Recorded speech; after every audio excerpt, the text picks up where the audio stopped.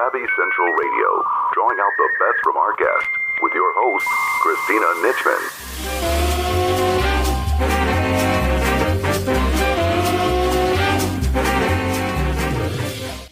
Your business, your dream. How to have the business you love, the life you want, and the financial freedom you desire. Sign up today at yourbusinessyourdream.com. This is your host, Christina Nitchman. Each week, Savvy runs weekly broadcasts providing entrepreneurs and successful individuals a platform to express their dreams, hopes, lessons learned, expertise, and wisdom with the world. We start our show today with Kim Cameron, top 20 Billboard artist, sharing her path to living authentically and living her true passion as a Billboard Dance Club artist. Find out more about Kim at sidefxband.net.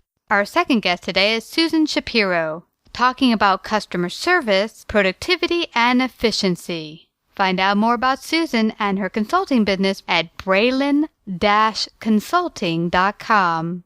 Hi, Kim. Welcome to Savvy Central Radio. How are you today?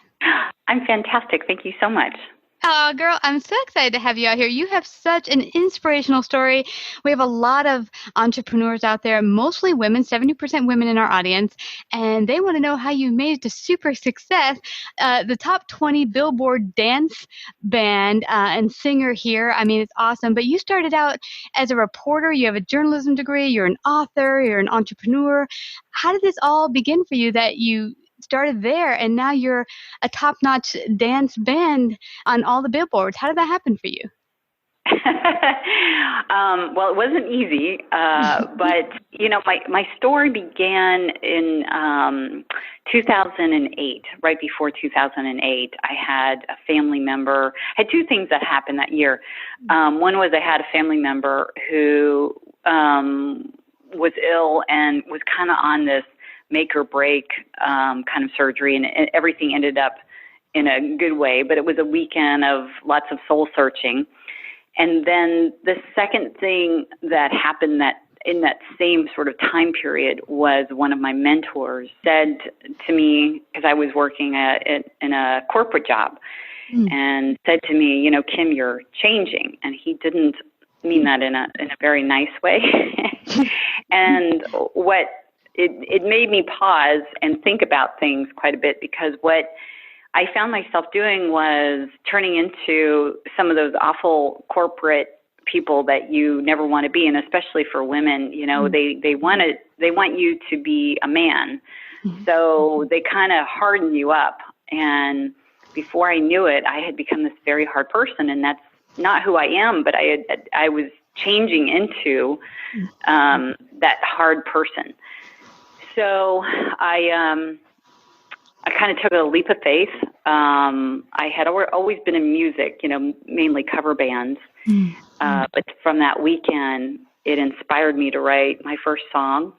I really enjoyed it. Talked to some of my musician friends who kind of guided me to go find a producer, and went and recorded it, and had so much fun in the recording process that it was kind of within, I want to say 6-7 months later, I decided to form my own record label and put my first album together. And so I went writing and went into the production studio and put out an album.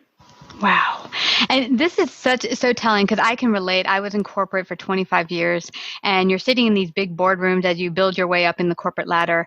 And you can't help, if you're 90% men around the table, with picking up that energy and exuding it out there for people around you. And it's interesting that when you as a woman exude that kind of aggressive energy, you're seen as a BTICH, as you know, if you know what I mean. Yep. And I'd come home to my partner, and he's like, could you stop being a man? Could you let me be a man? But that's what happens. You know, it's really what happens. I think men don't know that really it's okay to be a woman in a corporate environment. They've never really figured that out. And so they really do push you to be harder and harder. And you can see all these studies that say the exact opposite, that corporate world needs that soft touch. It brings out such better products, better environment, better everything. But for some reason, people still are trying to harden us all up. So yeah, it was exactly, who wants to grow up and be a nasty person? I mean, that certainly isn't what anybody's goal is. And it's just, if I hadn't made that leap of faith and said, okay, I'm now going to invest in myself, I just would have become not only a very unhappy person, but an unhappy, mean person. Yeah, absolutely. And so when you took that leap of faith, was there anything in that moment besides your friend telling you, hey, I don't like the person you're becoming? Was there like an aha moment that I just need to do this today, or I need to take this leap of faith now, or it's never now or never? I think because everything was kind of happening around the same time, it struck me as there's no better time to do it. Yeah. And I can't say that there was like a specific day that I decided I got to do it, because it's a very difficult thing to do. You know, you lose all your security, and then you have to invest all this money in a new business. And it didn't certainly happen overnight. It was, like I said, it was over a course of 6 to 7 months that I made that decision. But once it was made, then I was pretty determined I wasn't going to look back. You know, I didn't want to be that person that had a bunch of regrets. You have to put every single bit of effort you can into it. And for me, I didn't know anything of what I was doing. So I took advice from everybody. And some of that was great. Some of it was not so great because I took advice from the wrong people. But then you learn from it. You know, there's no way to not learn. And I made some very expensive mistakes, but if I hadn't made those mistakes, I probably wouldn't have been as smart as I am now about how the business works. So I kind of look at it as, you know, the first 2 to 3 years, I really went back to college. You know, I paid for another degree. This degree just happened to be in how do you start a record label. So. Yeah, and it's interesting. I just read a post this morning that someone wrote into a coach saying, hey, I have so many ideas. My ideas are not my problem. It's just, where do I begin? I'm scared to start anything. And the guy wrote back to him, the coach said, well, listen, the thing about life is that it doesn't matter what choice you make, as long as you take a action, because whether it's the action that will best serve you, you don't know until you do it. But if it isn't, you'll still learn from it, like you did in taking, you know, advice from everyone, and you learn from it. Now, anyone listening in, say there's a woman on the fence and I'm in corporate, I'm so miserable, I hate my life, and they're where you were at, what would be your key advice to them to getting started with their own business? You know, try to find a support friend, or it'd be great to have more than one. Because you're going to need to talk things through with a person that is going to be very understanding and supportive. Maybe they're not knowledgeable in what you're doing, but you want somebody to bounce ideas off, because it helps you kind of formulate plans and know what to do. When I did it, I really didn't have that person so much, and it was very difficult to learn these things on your own. And a lot of people that were my friends at the time didn't like this huge shift in my career and what I was doing. They thought I was crazy, and they weren't supportive. They're like, well, how are you going to make any money? And I can't believe you're quitting your job. And it wasn't a happy turn of events. Now it's very different. Now they've all come back and, you know, oh my gosh, I can't believe you did it, right? But it took them, years and years to accept this change. So it wasn't, you really need to find that person that you can talk to, because there's no way not to make a bunch of mistakes. There's no way to you know, automatically start making money out of the gate. I mean, it's just going to happen, right? And you need somebody that you can talk to and say, okay, I was really stupid here. What do you think I should do? And even if they can't, you know, give you like what you should do next because maybe they're not knowledgeable in what you're doing. Just having that sounding board, I think, is critical. Yeah. And as someone said to me one time, also someone that's already in the position maybe you want to be in, a couple steps ahead, so that, you can look at them and say, inspire to where they're at, and know that their advice will be more valid than, say, your ex-coworkers are just going to dish on you and say, let's get real, get a job already. Go on. Yeah. I mean, there were many times where, and music industry is probably one of the hardest industries to do what I'm doing. But there were many days where, I just wanted to break. I'm not a crier, but I wanted to break down and cry several times. And, you got to be prepared for that. The real key is not to give up. And I know everyone says that, but it really is. There's so many people that just get so frustrated. It's like, okay, I'm done. I'm not going to do this anymore. I'm going to go back to what I used to know because at least I can see success that way. Mm-hmm. And it's so many businesses. That's why you see them, drop out before the 5-year mark because they all get frustrated. They want to see everything change instantly because you put in all this hard work and you can't understand why you don't see it immediately. And it just doesn't work that way. I mean, there's some people that are super lucky. Yeah. But yeah. And I think also, Kim, it's a big myth in our nation. I fell under the spell myself when I started my business that super successful people just were born that way. They just came out of the cradle making millions or something. So you start your business like I did, and I thought, okay, in my first quarter I should make at least 100,000, and I didn't. And so I think we have that illusion that it's supposed to be easy to get there, and when it's not, we think, okay, we were wrong. We shouldn't have never gotten on this path, and that's not necessarily the case. Like you said, it's going to be times where you're going to have to make mistakes and grow. But what I realized, Kim, is when you look at the super successful people who've gotten to the other side, is it wasn't easy, and it was a lot of trials and errors. And then after many years, now they can see the fruits of their labor. Yes. Yeah. Hindsight is always the key, right? Yeah. But at the time, it's not so obvious, and so that would be my advice is some things that happen may not be obvious why they were good things, but eventually they turn out to be good things.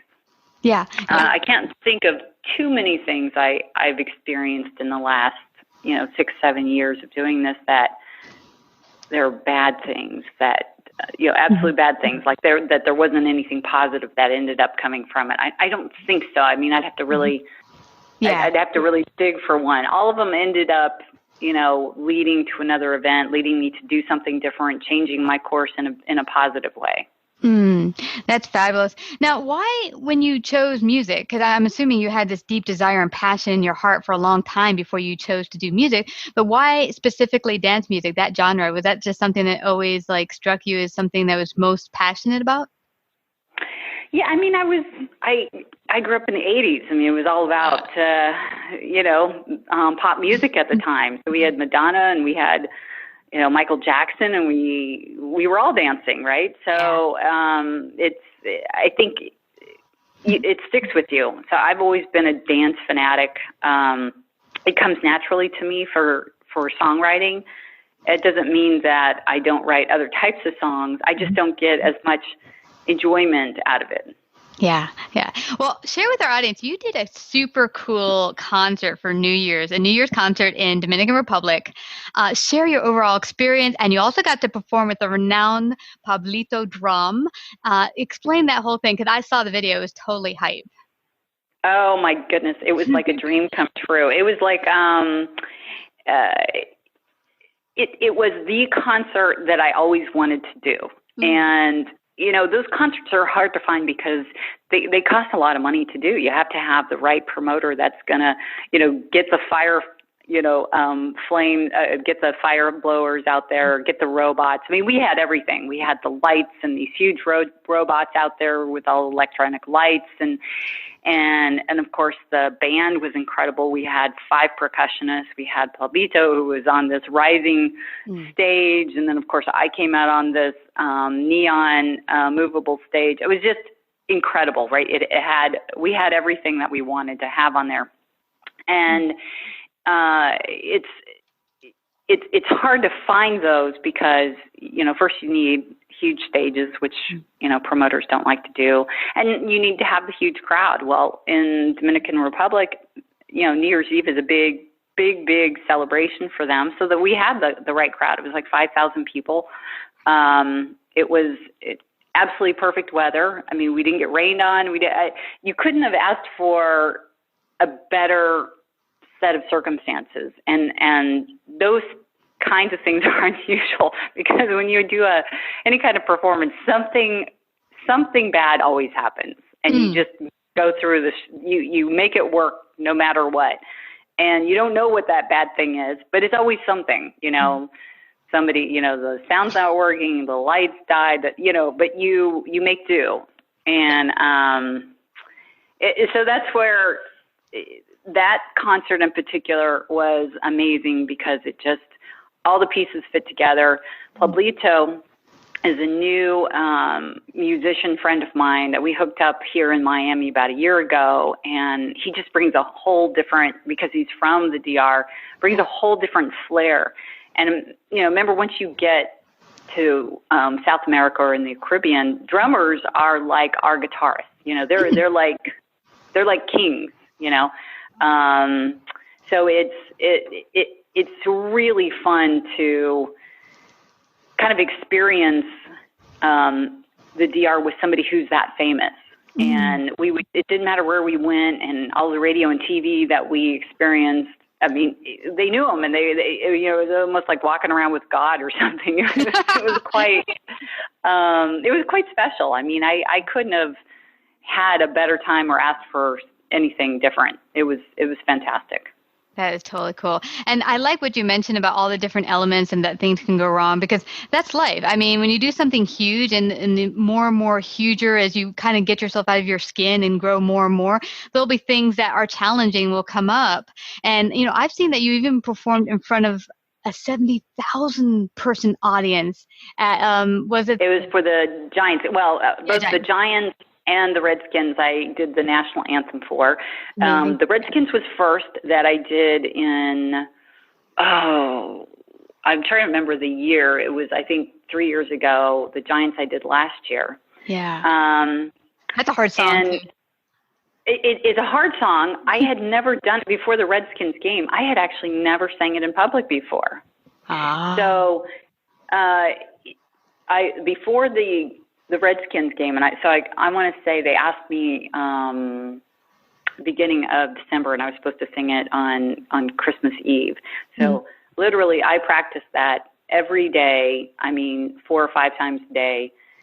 I was singing it in my sleep because what I didn't want to do is have you get up and you see those singers who forget the words, and I was like, oh no, I just want to remember the words, and I just want to be in pitch. That's all I care about. Yeah. And I did. I made it through, even though it was 20 degrees. So and I had to be out there half an hour beforehand because of just, you have to wait for the ceremonies and the people to walk out. So I was freezing, and that, all I wanted to do, my teeth, I needed to stop, when your teeth starts chattering and back, and you can't.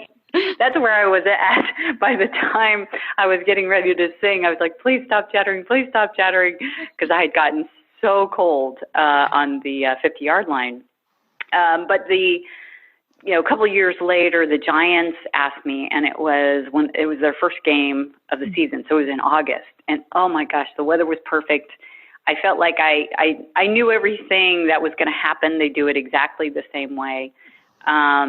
And so I felt like I could be much more of a singer than just trying to make sure, I didn't mess up the words and wasn't pitchy. And so that was a lot more enjoyable for me. I would say both take one of my 9 lives off without a doubt, because it is the most exciting but also the most terrifying experience you can possibly have. Wow. And I get the Star Spangled Banner. I think it's the measure of a good artist, because when I taken voice lessons in my 20s, the first thing my voice teacher did was pull out the national anthem and said, sing this. And I messed up all the words. I was pitchy, and he just bawled on me. He was so rough on me. But yeah, it's not an easy song. Anyone that can sing that well is a true artist and singer. But you know what I'm getting from you, Kim, is that each time you did something bigger and bigger, you were getting out of your skin and growing that much more, which I think is a wonderful thing for our audience to hear about. As you did each new big project, how did you get past the fear of, oh my gosh, this is so outside my comfort zone? You know, there's one song that I wrote. It's called 3 Seconds, and there's a line in there says "Now or Never," and that's literally what I end up doing for things that are extremely big and challenging. But one of the things I've discovered about myself is I do better performance-wise in big crowds than I do in small, intimate ones. And I'm much more nervous if I can see everybody's face, whereas in the big crowds, and it really doesn't matter if it's, once you hit 1,000 people, it doesn't look any different. You know, 1,000 versus 70,000, you can't see anybody anyway. So for me, I'm a little bit more comfortable in sort of the bigger situations. I just feel like they're all kind of blurry, and I kind of feed off of all of that energy that happens when you get, you know, large groups of people together. When I have to do acoustic shows, those are the ones that really I have a harder time with. I feel very naked. I can see everybody's face. You know, if they don't like the song, I can tell. I can, you know, and there's nothing I can do about it. Yeah. So, so some of that is just me. You know, people say, well, I could never do 70,000 people. Yeah. But you can do a lot of things you don't think you could do. I mean, I never would have, you know, asked me 20 years ago that I would have done that. I would have said, no way. Ask me if I'd be running my own record label, I'd say, no way. I mean, there's just a lot of things that we have inside of us that we pull out, and we don't know that we have it inside of us. Yeah. But it's there. It is really there.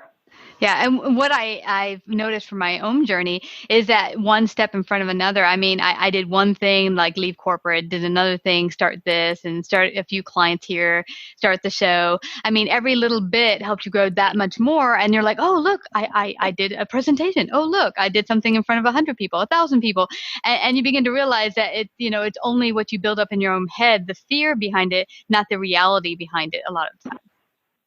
Yeah, it's true. And I mean, if you, I think, I mean, it's probably true for everybody, but I think for women, because we're not supposed to be always so out there. I think if we believe we have a right and should be out there, things just happen. They just work out, and we find an inner strength that just doesn't normally exist otherwise. And then we just have to figure out how to keep using it, you know, that it's not just like a one-time shot. And I'm still learning how to do that. Yeah. I wouldn't say I can definitely step up to the plate when I need to, but I need to take that same attitude and apply it every day. And I'm still learning that process. Wow. I like that you touched on this, because I've talked to a lot of men, entrepreneurs, businessmen, and they have no problem, even when they're coming out of the gate and they have very maybe minimal skills in whatever they're going after, that they'll like, oh, okay, I'm worth XYZ, you know, $100,000 contract or something. And women will be like, oh, I don't know, maybe I should do a $100 coaching call. I don't know if I'm even worthy of that. So what I'm getting is that sometimes we hold ourselves back by not even just presenting and putting our full power forth. Yeah. I think that's right. I think we have it in us, and it's how do you cultivate that on a daily basis? Yeah. Because it takes a lot of energy, and you know, sometimes you're not ready to do that level of energy all the time, but we definitely have it in us. I mean, I'm proof of that. Yes, you are. Girl. I mean, I look at it this way. If I can sing the national anthem, anybody can sing the national anthem. Yeah, Absolutely. And you know what I really, really like, because I'm a super travel buff, and you have a wonderful vlogging project based on your world travel. Share a little bit about that. Oh my goodness. Well, I can't take so much credit for that one. My manager is the one that's been bugging me because I would come back and I would have stories, and a lot of them I would put in my blog. And he says, really you should be doing this in a video because some of these are kind of interesting and people want to see all the places you're going. And so he said, just do it on your phone, okay? It doesn't have to be, people are okay with that. And I said, oh my gosh, you're just taking me way out of my space. Nobody wants to see what I'm doing. So we had, this kind of argument for years, and it's only been recently that I said, okay, I'll do it. So, yeah, I'm trying, I'm still, again, this is like one of those that I have to get out of my comfort zone to do them because I can't, in my head, I'm like, why would people find this interesting? And so it's and I probably don't know what people find interesting. And, Charlie says you're too harsh on what you think is interesting or not interesting. People want to see it.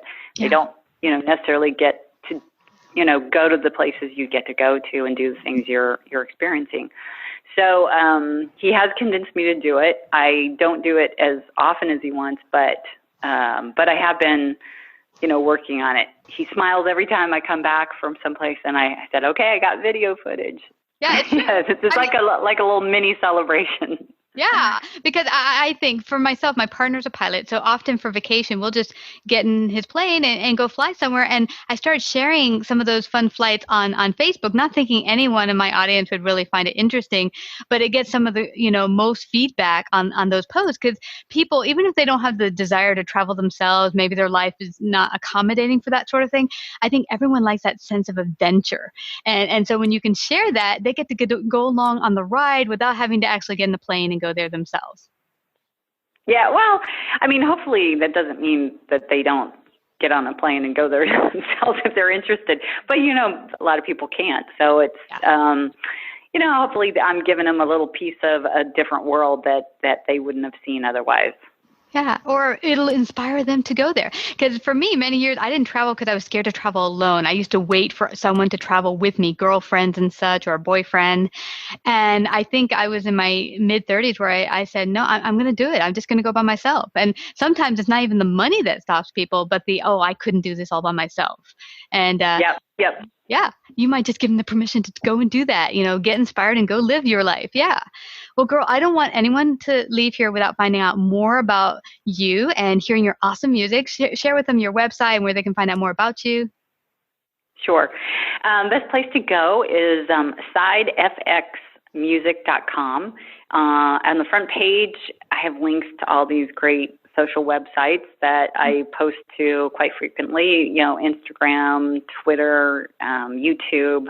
I've got way too many music videos on my YouTube page. And I have a blog that I'm pretty good about writing about once a week. And of course, the travel blog is linked as well. And that is right now, anytime I take am on tour, I definitely post something on that. So yeah, Side Effects Music, SIDEFS is the best place to find me and my music and videos and everything else. Yes, and I will also add in there's a lot of mommies listening in, and you are also the proud owner and author of children's books, the Super Power book series, which is awesome for anyone who have kids out there, so they can also check that out. I'm assuming also on your website? Yes. There's a page, and when you click on that page, it'll take you to the superpowers.com that has even more. Has some puppet shows and some illustrations that, from the coloring book that people can download and their kids can color in, and audio, the whole thing. Yes. Well, Kim, thank you so much for coming on Savvy and sharing your journey with our audience today. And before we head on out, is there one piece of advice you'd like to offer women entrepreneurs out there? Keep smiling even if it starts raining. Ooh, totally awesome. Well, thank you again, Kim, for coming to Savvy Central Radio and sharing your gifts and wisdom today. Thank you so much. Savvy Central Radio is home to over 100,000 listeners per month globally and runs in syndication on 8 AM and FM platforms, including iHeartRadio and 6 podcasting platforms. To find out more about our paid sponsorship opportunities or to become a guest and find out how we can help you get your message out to the world, call 718 area code 713-2289 or email at savvycentralradio@gmail.com. Your business, your dream. How to have the business you love, the life you want, and the financial freedom you desire. Sign up today at yourbusinessyourdream.com. Now, here's our interview with Susan Shapiro of Bralan Consulting. Hi, Susan. Welcome to Savvy Central Radio. How are you today? I'm great, Christina. How are you? I'm doing fabulous. I mean, we connected quite some time, and I'm so glad we could finally get together and have this interview where you're going to share a very important topic of customer service and how we can better relate and serve our clients, a very important topic. But before we go to all of that, share with our audience a little bit about your journey and how you came to creating your consulting business, helping entrepreneurs become more efficient and productive in their business. Thanks, Christina. So, Bralan Consulting was not planned. It came about many years ago when my sister-in-law needed some technology help, and I happened to be between jobs. And in showing her how to create a PowerPoint presentation for her company, she said, what else can you show me how to do? And I put together a plan, and she said, well, you're great at training. That's what you should do. You should start a business to teach people how to use their technology. So I said, okay. And started doing that. And what I found as I worked with different companies is that many of them, yes, they needed to make sure they had the right technology and knew how to use it, but they also needed to have better processes. They had to understand how to work more efficiently and take the time to learn how to use their tools so they could be more productive. And that's how Bralan Consulting was born and how it morphed from technology training into efficiency and productivity. And the cool thing about this when we first spoke is that being efficient in your business and having good systems actually helps serve your clients better. Explain how that happens. Studies have shown that the average person is interrupted every 3 minutes. Whoa. Whoa is right. And it takes about 25 minutes to get back involved in what you were doing in the first place. So if you think about it as you go through your day and think about how many hours are lost due to interruptions, how many, if you're a lawyer or an attorney, if you bill by the hour, how many billable hours are left on the table because you just ran out of time. So if you're working 10 hours a day and accomplishing 6 hours worth of work, how would it feel to work 9 hours a day and accomplish 10 hours worth of work? And that's doable if you understand, and this is something I'll probably repeat quite a few times throughout, if you ensure you have the right tools for your business, not what someone else likes, that you've taken the time to learn how to use them and customize them, and that you've implemented process for using them. I like that you mentioned this. Many years ago, I had an experience where I went to a general practitioner. I was going to try her for the first time. I liked her sense. She seemed to be really concerned with the patients and giving a good valued amount of time to them to pay attention to their needs and their wants. But what bothered me when I was actually in the office, for an examination, is that our time together got interrupted no less than 10 times. And I was like, and you know what it was? It was a receptionist coming in going, oh, what would you like on your salad? This type of dressing. Oh, Barney called. What should I tell him? And that's the kind of person you probably don't want to be with and work with. Exactly. And what I thought to myself is she's a tremendous physician, tremendous. But she pushed me away. I never wanted to go back to her because she didn't have good systems. Had she trained her staff properly, they wouldn't bother her with all these little inane things that were not concerned to her helping and serving the patient at that particular time. Completely. And it's not, the training is part of it, as you said, Christina, and the other part of it is setting expectations. Because we live in such a fast-paced world where everyone is accessible 24/7, everyone thinks they have to respond this second. Yeah. So you're working on, let's say, putting together a contract and an email pops in from another client. you think you have to drop everything and answer that client, and it's actually not making you more productive. It's actually not getting you further along. And part of that is setting expectations. I like that because I recall when I first started my business, I did not have the option to text. I allow people to call, email, but I didn't allow for texting. I didn't even get a smartphone until just like 2 months ago for the first time ever. But it was because the aversion to texting, I felt like everyone's like in the instant gratification mode that I must be served and right now. And that's a problem, as you just mentioned, because you'll be with a client, someone will text, you'll put down your attention from that client and start picking up your phone to help the text that just came in, and you're not being effective. So I said, no. I answer emails twice a day. And now that I have the texter, same thing. You get your text back twice a day, in the morning and in the evening, and that's it. And I've had some people call me and say, well, I texted you 3 hours ago. Why didn't I get a response? And my email response that goes out is like, you will get a response within 24 hours. That is my 28 to 48 hours. I think I changed it to 48 hours because we're getting so much more intake in texting and email. But I mean, I think if you set up something like that and people know what to expect, they'll learn to be trained that that's okay. That's what, as you said, set up the expectation of. So let me ask you a question. Do you have a notification on your text as well when someone texts you saying that you'll respond in 48 hours? No, I don't know how to set it up yet. I don't even know how to set up my email yet. and that's one of the things. So my friends will tell you, and this is something so many accidents these days are caused by people texting. They get a text and it's the instant gratification. They think they have to respond instantly. My friends and family will tell you when they text me and I'm driving, they get an automated text that says, I am driving. You can call me or I will text you when it's safe to do so. Yeah. So I've set that expectation with them. And then I don't have to say, oh, well, what if somebody really needs me? Because they've been told if they really need me to pick up the phone. Yeah. That's why I myself, because for the past 4 years, I've just had a cell phone now for 2 months. I don't even tell people it's an option. If people end up doing it, fine. But because I'm still so new to this technology, I cut people off when I'm trying to, when they call me, I'm not sure how to pick it up. Or someone said to me when they have me on the phone, hey, can you go on the web and I'll show you something? I'm like, no, I can't do two things. I can talk to you, but I can't go on the web and search stuff and talk to you at the same time. I don't know, Christina. I think we need to spend some more time together. Yeah, you need to help me with this new technology here, or for me, new technology. Right, there you go. But what have you seen is the number one reason you've seen that businesses don't succeed as far as efficiency and productivity? I think a big reason is they get in the mode of putting out fires rather than be productive. And a lot of that has to do with not scheduling the time of when they're going to do certain things. And a lot of one of my pet peeves in working with businesses, and when people say, oh, I'm too busy, or I have no time, I'm in back-to-back meetings. I got to tell you, back-to-back meetings are not productive. I guarantee that things are getting dropped and left on the table.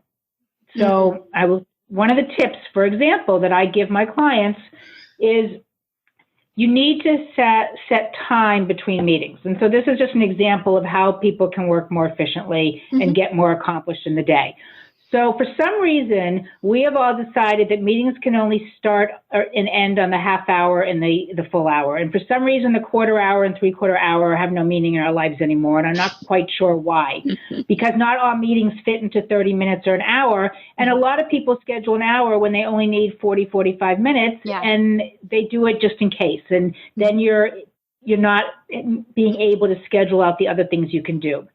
So, for example, what I recommend is if people have meetings that are in the same location, as in the same office building versus having to get out and go somewhere, that you should leave roughly 15 minutes between meetings, which means making use of the quarter hour and the three-quarter hour. So what do you do in those 15 minutes? The first 5 minutes, you download. What came out of that meeting? What are my next steps? What do I have to do immediately? What extra notes did I not take that I want to take? What was I thinking about during the meeting? And you get that out of your mind and off into the other side, under the corner. Follow through, send that immediate email you said you would, whatever action you said you would take immediately. The next 5 minutes are for you. That blinking light on your phone that you're dying to get to see who called you, the emails you want to take a look at, that bio break you've been waiting to take, whatever it is you need to do, the water, the cup of coffee. And then the next 5 minutes are upload. what is this next meeting about? What do I need to bring with me? What do I want to make sure gets expressed?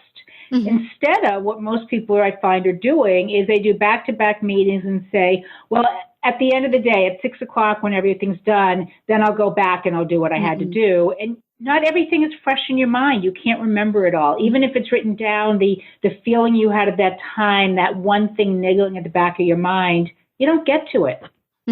Yeah. And this is a really great touch point there, because I find that we're always on rush mode. And I had this one doctor friend of mine who would schedule her patient 15 minutes apart. And I'm like, I'm sorry, you can't serve everyone in 15 minutes, because maybe some patients, you can see their problem, give them a quick diagnosis or look at their chart and talk to them and give them a 15 minutes and it's enough. But I'm thinking for most people, you're going to need more time. Sometimes, depending on the person and the situation, an hour for one patient.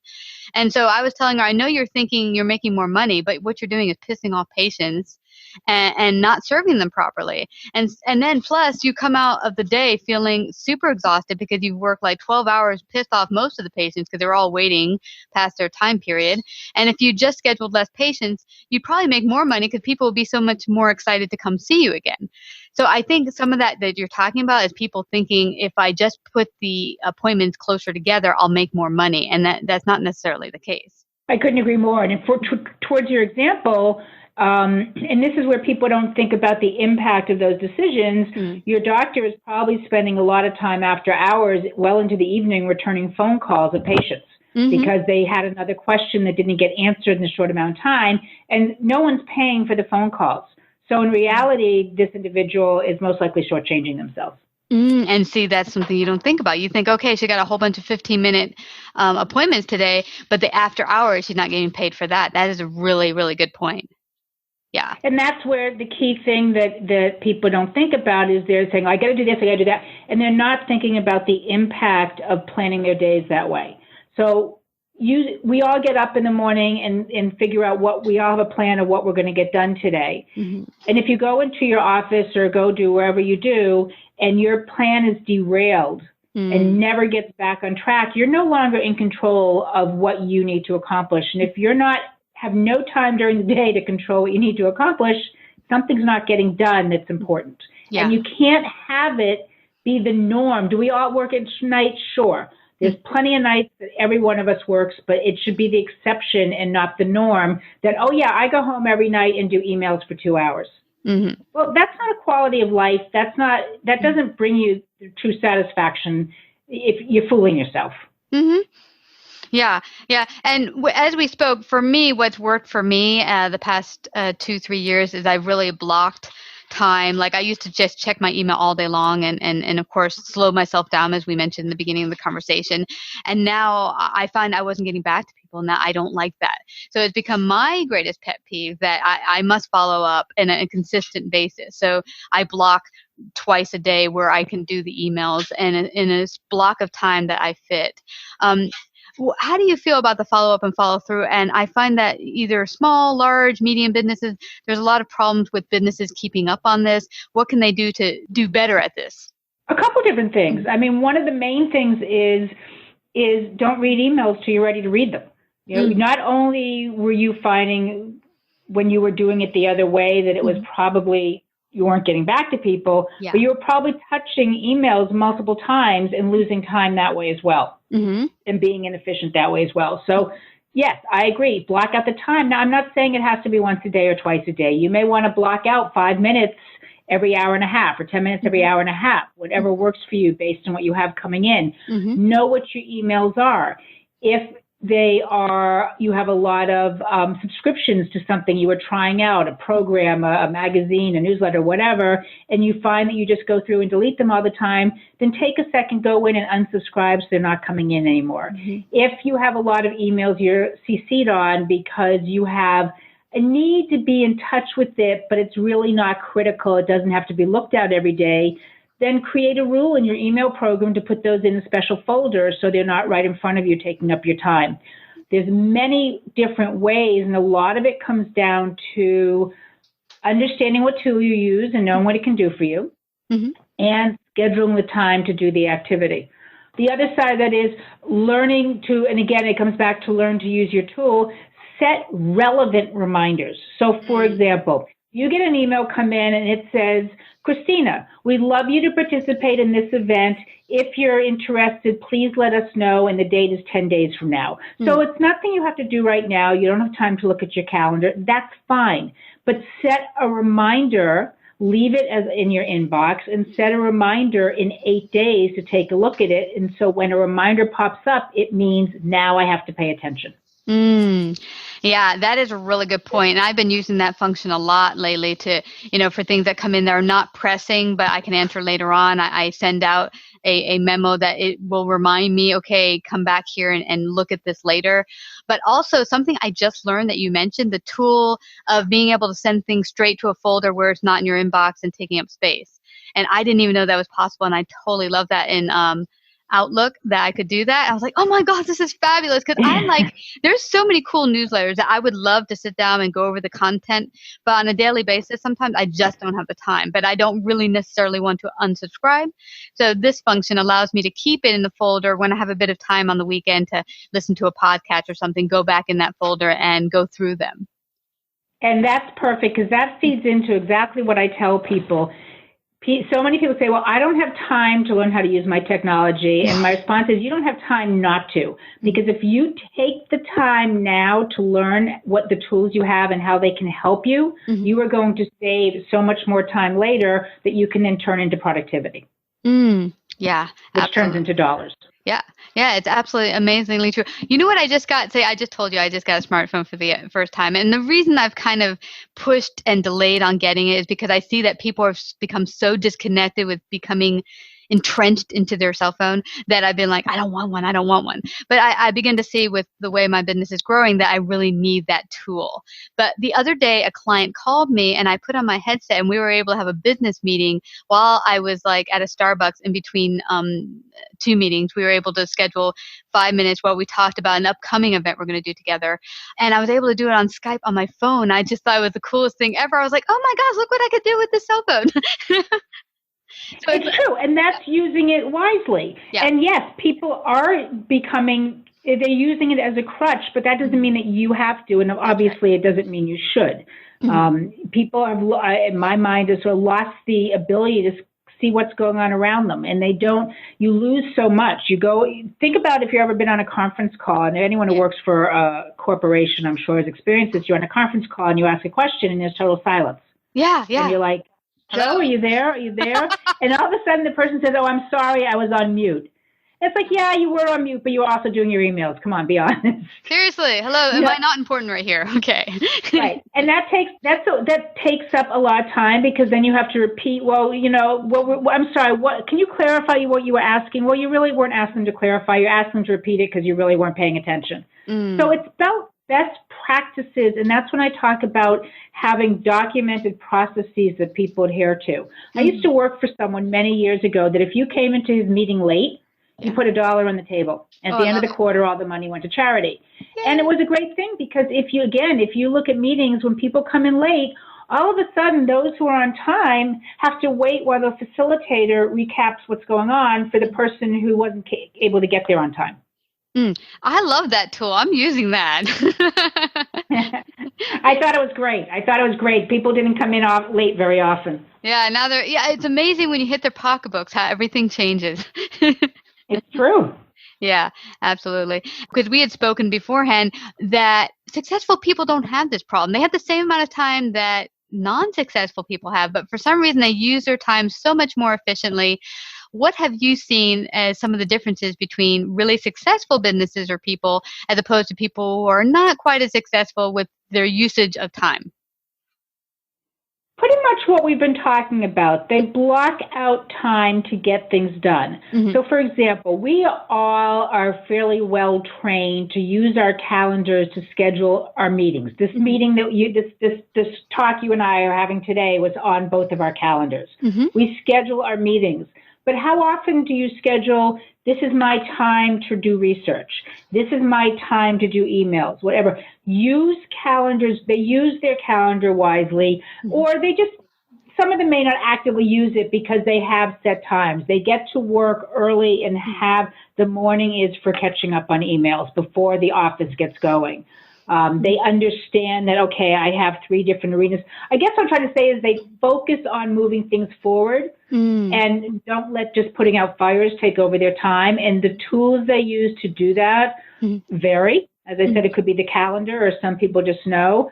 The other side of it is they're not afraid to ask questions. They're not afraid to bring in the experts. And you used a key word I heard there, and that was the word focus. And what I've seen, because I'm now consulting the past several months for some huge corporations, and when I go in there to consult with them and help them get things, structure more fluid in their office, cash flow wise, one of the things I see is that there's a great loss of resources, aka how time management and employee are being used, because a lot of them are just kind of whimsically coming in, chilling by the water cooler, chitter-chattering about, the last night or whatever, and people are not focused. And that is the key, what I'm seeing to some of the top C-level executives as opposed to maybe some of their subordinates, is that there's not that focus. Like, I'm here and I'm here to do a job. And this can cross, between corporations and also for an entrepreneur, because my entrepreneur friends will get sucked into a Facebook chat, something totally unrelated to business, and they're like, blah, blah, blah, blah, blah, blah, my mother-in-law did, da, da, da, da. I'm like, okay, how is it serving your business from the hours of 9 to 5? You should be focused on growing your business. I don't think this is a sales call right now. So, I think that idea of focus can come across both into corporations and to your business as an entrepreneur. Yeah, but I think you need both. I definitely think people have to be more focused, and that comes down, in my mind, to the interruptions. If you're focusing on doing emails, then don't go when you hear the Facebook ping and go look at Facebook. But I think that you need to take a break and clear your head. People who just sit down and focus on the work for 8, 9, however many hours a day, you need to get up and take a walk. You need to say hi to the people you're working with. You need to find that time, but then schedule it. Say, everyone's a little different. So say, I know that my mind starts to wander after 45 minutes. Okay. After 45 minutes, allot yourself 5 minutes to look on Facebook and then get back to work. But plan your time so that it doesn't take over and become all-encompassing. And the other side of that is, when you have something to work on, shut down what you don't need. If you do not need your email, then close it out so you don't hear it ping every time an email comes in. Shut down your Facebook. Turn your phone onto silent and turn it over so you don't see what's happening. It's all about learning how to use your tools productively. Yeah, and that is a really good point. I had a recent guest on who said she didn't realize she was addicted to her cell phone and email in particular. Like, she would go in a car with her cell phone. She's like, I'm just going to test how much during my hour drive to work, do I have the impulse to want to check my email? And she said it was 10 times that I wanted to go into my cell phone and check my email. For no other reason. I would ask why. Yeah, I would want to know why. What is she looking for? What is she afraid she's going to miss? What is going to be the impact of not checking it every second? Yeah, good. That's what people don't think about. They think, I have to because it pinged. I have to. And my question is, why? And the whys are not asked enough. And people, they focus on we've all become like Pavlov's dogs. You get the interruption, you have to go look at it. And the question is, why? Yeah, absolutely. And that's the problem. Yeah. I think, and I know for me, I'm like, it could be a sales client. Yeah, but is it most of the time? And then when it isn't, do we just click off and say, okay, see the name, it's not, let's go. No, we go and open it. So what's that about? Let's say it is a sales client. Are you prepared to respond intelligently to the person at that point in time? And the answer most likely is no. So even if it is a sales client, you need to think, okay, when am I going to be at a location in the right frame of mind to reach out to this person appropriately? Oh, wow. That is such a great point. Lately, I used to think, my 2 times I used to think to do my emails as far as getting back to people were in the morning and in the evening. And I now realize bad idea, because I think 2 months ago, I responded to 2 particular sales clients, or, could be potential clients. In the morning at 7:00, like 2 seconds after waking up. I just turned on my computer and said, okay, I started writing back to them. My brain was not functioning properly, and I wrote back incorrectly and pissed off one of them completely, where they're not my client anymore and they won't talk to me. And it was a misunderstanding. I misread the email. I wrote back incorrectly, and they got so angry at me. I couldn't make it back. I called up. I apologized. They wouldn't take my call. And then the other one totally was like, oh, I get it. You were tired, whatever. But I realized from that point on, I will not be entering any emails or sales thingies or any emails at all at 7 a.m. in the morning. And there's no need to look at them. Yeah, absolutely. Yeah. That's really the bottom line. That's the time, if you want to look at your emails, to read the newsletters you want to read. Mm-hmm. Not to read the other emails. And that's the great understanding and a great learning. Mm-hmm. But we forget. So I was working with someone. We had a conference call scheduled, and the client was late getting on the call. And we waited and waited, and we're like, well, never mind, we'll reschedule. Mm-hmm. The client all of a sudden pinged us and said, we're so sorry, we got star traffic, whatever, we're ready, let's get on the call. Mm-hmm. And right when we were about to, my colleague's phone rang with another client. And he took the call, and I said, well, what if we were on the phone with this client? You would have let it go to voicemail, so why didn't you let it go to voicemail? Yeah. Yeah. And what'll drive me batty is they'll pick up and say, oh, I can't talk to you right now. I'm like, then you should have let them leave a message, because now you're wasting time for them trying to fit in why they even called and blah, blah, blah. And exactly. Then you probably are not taking the message down, what they're telling you, because you're all wrapped up into, I have to do this other thing. And then you forget about it, and then it all gets dropped by the wayside. And you've interrupted yourself. So you now have to get back and wait, what was I thinking about before the phone rang? Exactly. Don't be afraid to mute your phone, to put it on Do Not Disturb, to close down your email program. If you don't, unless it's somebody's expecting you to respond due to a life or death situation, if you don't respond within seconds of getting the communication, it is not going to be the end of the world. And if it is a sales call, potential client who calls and you don't respond in 5 minutes, so they didn't want to work with you, chances are they were going to be a very difficult client you probably wouldn't want anyway. Exactly. And as my one friend's mom said, hey, if there's an emergency, it'll still be an emergency when you're able to get back to me in an hour or two. It didn't change. Exactly. If I'm in the hospital, I'll still be in the hospital in 2 hours. I was like, right. Good point.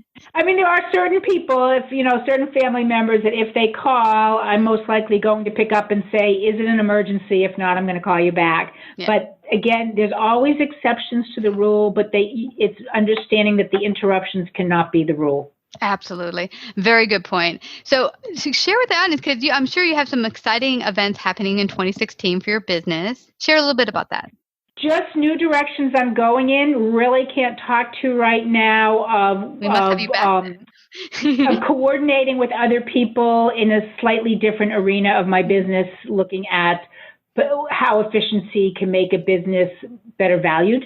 Mm-hmm. Also, of course, expanding the operational efficiency of Bralan Consulting. I do customer relationship management implementation in partnership with a company called Brain Cell Technologies, who's phenomenal. So I'm looking to expand that relationship. And then some other talks and shows along these lines.